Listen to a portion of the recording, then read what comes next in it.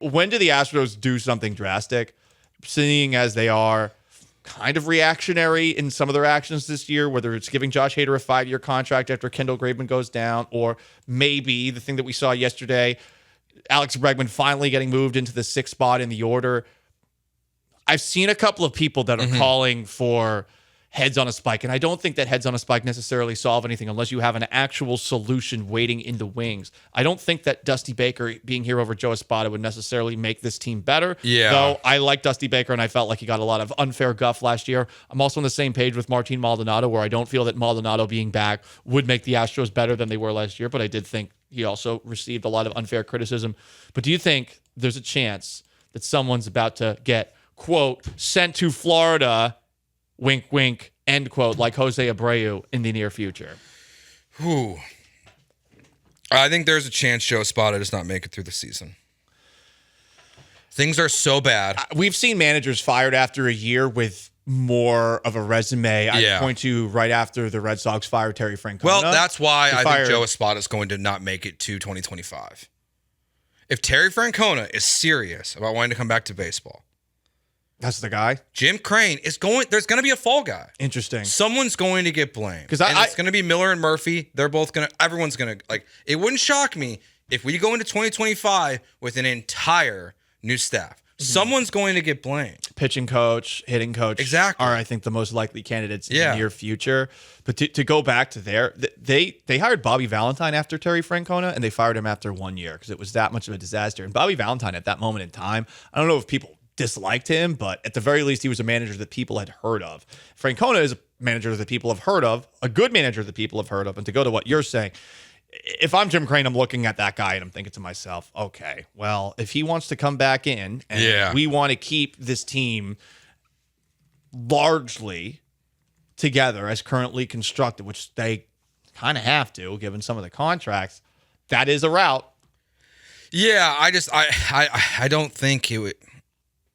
Someone's going to get blamed, and it's going to be the players are always the last to blame in sports. We've all seen it. And in this we're sport seeing too. It happen in the NBA right now with the Lakers and the Suns. People are trying to, the Lakers actually fire their coach. People want the Suns to make a coaching change. In baseball, we see it all the time.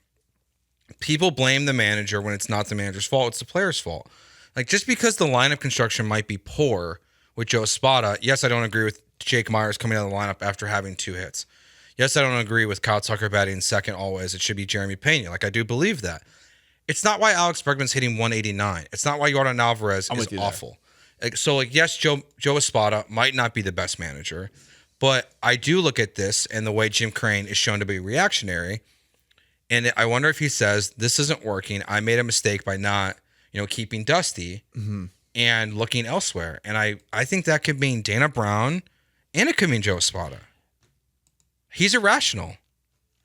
It does feel, maybe that's a strong word, but at the very least reactionary is what we were saying a little bit earlier. Yeah. And you can't really say not necessarily irrational with some of the decisions that they made in the 2022 offseason when there wasn't anyone that's a traditional general manager running the show. And what you're saying, the reason as that it's always the managers as the fall guy, these players are under contract in a way where it's just hard to get rid of some of the contracts that they currently have. So I think that there will be a fall guy. I'm wondering who the first one will be, though, because I don't think that they're going to fire Joe Espada in the next month or 2 months or 3 months or anything like that. I feel like first up, it is a positional coach, sort of like what you saw with the Bills last year when they fired their offensive coordinator, Ken Dorsey. Yeah. It's just, I don't know. I mean, maybe this is all happening at the end of the season, and maybe it's a player that gets moved first, and we'll get into that next. Like maybe it is a trade. Let's go out to the phones first before we go to break. We'll get Gary in here. Gary, what's going on? Hey, what's up, guys? I was going to say this is kind of an arbitrary date, but if things are better, like way better by June the 1st, which I doubt, like somebody has to go. Pitching coaches. I would love to see the organization make a point and remove Jeff Bagwell. I don't know how that would work or how the announcement will work, but we're not in the position to just have a lost season and just be okay with it. So I would think by June the 1st, the head has to roll somewhere. I don't think it'll be a spotter, but the pitching is completely awful. Even considering injuries, like our pitching is ridiculous. So I would think the pitching coach or coaches, I know it's like a tandem, something has to happen. That would at least make me feel like somebody's paying attention. I don't know if it'll change anything, but like what we're doing now is completely not acceptable. It's ridiculous. Thank you, Gary, for the call. Bloodlust. Everyone wants that head on a spike to make. Man, it I feel agree. better. I agree. Do you think by June 1st, somebody? Someone needs to get fired. Like I don't typically believe that, but everything is going wrong for this team. Like and you can and like we're seeing this on social media. Like people are trying to like really blame Yainer Diaz right now. Like I saw, and I'm gonna call him out because I think it was the most pathetic thing I've ever seen. Hit him. Michael Schwab put out this tweet yesterday.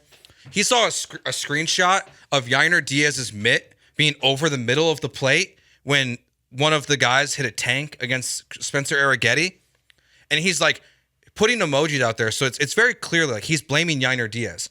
Like this guy clearly is trying to say that Yainer Diaz is calling fastballs over the middle of the plate against Juan Soto, Aaron Judge, and Giancarlo Stanton. When if you look at the replies, literally the first thing you see is Yainer Diaz with his mitt above the plate. It's supposed to be a fastball up and out of the zone, but Spencer Arrighetti threw it right down the middle. So people are trying to blame Yainer Diaz and all these people, but heads need to roll. So even if it's Yainer Diaz as your everyday catcher at this point, fine. You got to hit your locations when you pitch. And they can't. Jeremy Booth was highlighting how in Sunday's loss, where Josh Hader allowed that home run, whoever was catching, I think it was Yainer, was calling for a pitch that was high. And instead, he throws it right down the middle. And guess what? Smoked out of the ballpark. So they're missing with their locations. I guess if there is somebody that has to be gone, and off the top of my head, I don't know, but maybe the most likely candidate right now would be the Astros pitching coach, just because the bullpen has really struggled and the starting rotation keeps on getting into games and giving the Astros huge deficits that they got to overcome. No matter how tough this schedule has been to open up, and it has been tough. They've played a lot of good teams to this point. For sure. You are getting shelled early and you're not scoring nearly enough. I think the getting shelled is the bigger problem. Yeah. Even with the injuries you have at pitcher. I mean, you're giving up 3, 4, 5 runs every inning early in the game. I mean, the TK and Blum are having to make a big deal on broadcast that the Yankees didn't score a run in the fourth because they had scored a run in every single inning leading up to that. And Kyle Tucker leads the American League in overs. All right.